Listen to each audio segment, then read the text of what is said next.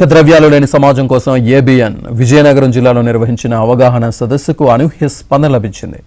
నెల్లిమర్లలో ఉన్న మిమ్స్ మెడికల్ కళాశాలలో జరిగిన ఈ కార్యక్రమంలో పలువురు అధికారులు, ప్రొఫెసర్లు వైద్య విద్యార్థులకు అవగాహన కల్పించారు. డ్రగ్స్కి అలవాటు పడి చిన్నాభిన్నమైన పలువురు జీవితాల గురించి జిల్లా అడిషనల్ ఎస్పీ ఆస్మి పరాహిన్ వివరించారు.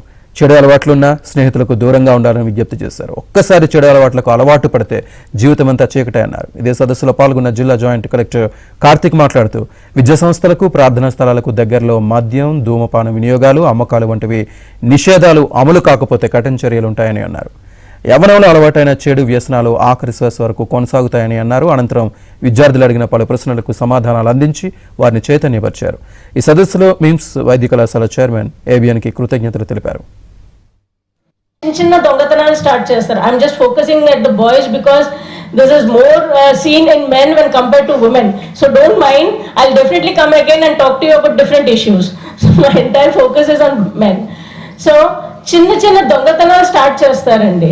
Why do you do దొంగతనాలు? Because you need money for what?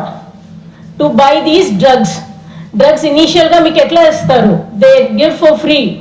And since you are in medical field, I will not go into the basics of what is a drug, what is narcotics, ivanni meeku telusu. Taking the liberals that you know everything, I'm going directly to the point. Meeku initial ga evaraina free ga istaru any kind of drug. They ask you, it can be your friend or your colleague or anyone, a bad sheep in your group. He will tell you how to use ఇది try చేయి, చాలా బాగుంటుంది, మంచి kick వస్తుంది by అంటారు. It doesn't give you a kick. It basically kills you. A person who is addicted to drug will destroy his entire life. Not only destroying his own life, he will end up destroying his entire family, friends, everybody who are related to me. As I am related to so many people. నాకు చాలా మంది friends ఉంటారు, ఒక family ఉంటుంది, ఒక life ఉంటుంది.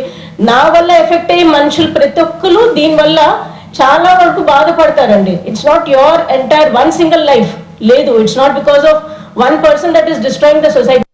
So we are conducting this awareness campaign with the main motto to cut the demand for drugs. And so till the demand for drugs is there, supply will be there in some or the other way. So ఆ demand అనేది తగ్గించాలి. దానికోసం మనం ఈ awareness campaign అనేది చేస్తున్నాం. So awareness campaign కేవలం youth తోనే ఎందుకు చేస్తున్నాం? This is my second question.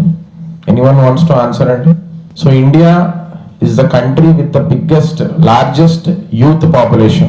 Demographic dividend అని అంటారండి. అంటే మన దేశంలో ఉన్న యూత్ ని మనము కరెక్ట్ గా ప్రొపెల్ చేయగలిగితే, నర్చర్ చేసి వరల్డ్ ఎకానమీలోనే, గ్లోబల్ స్టాండర్డ్స్ లోనే ఇండియా ఫస్ట్ గా కూడా నిలవచ్చు అని చాలా రిపోర్ట్స్ ఒక 2-3 years నుంచి చెప్తున్నాయి.